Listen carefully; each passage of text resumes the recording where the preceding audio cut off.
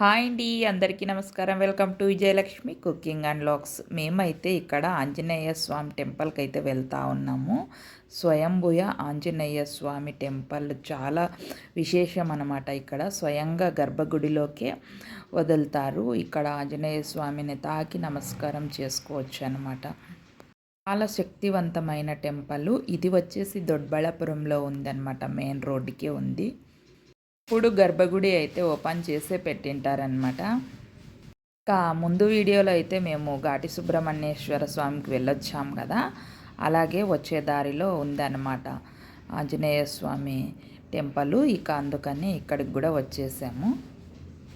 టెంపుల్కి వచ్చిన వాళ్ళు ఏదైనా కోరికలు అనుకుంటే నెరవేరుతాయంట. అంత శక్తివంతమైన టెంపుల్ అనమాట ఆంజనేయ స్వామి టెంపుల్.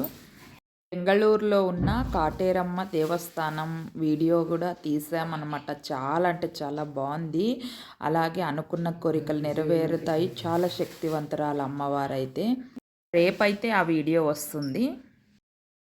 ఇక అమ్మ పెద్దమ్మ వచ్చారు కదా, అలాగే ఇక దారిలోనే ఉంది కాబట్టి టెంపుల్ ఇక మీకు చూపించినట్లుంటుంది. ఇక వీడియో కూడా అవుతుందని ఇక ఈ వీడియో అయితే తీసానన్నమాట. మేమైతే దేవుని దర్శనం చేసుకుని ఇక అందరూ ఇలా కూర్చున్నాం కాసేపు అలా గుడిలో. దర్శనం చేసుకొని ఇలా కూర్చోయింటే గుడిలో ప్రశాంతంగా ఉంది. ఇక అలా మాట్లాడుకుంటూ కాసేపు అలాగే కూర్చున్నాం అనమాట. ఇక కాసేపు అలా కూర్చొని ఇక గుడి బయటకైతే వచ్చేసాము. చూడండి, గుడి బయట అయితే అంతా ఇలా ఉంది అనమాట.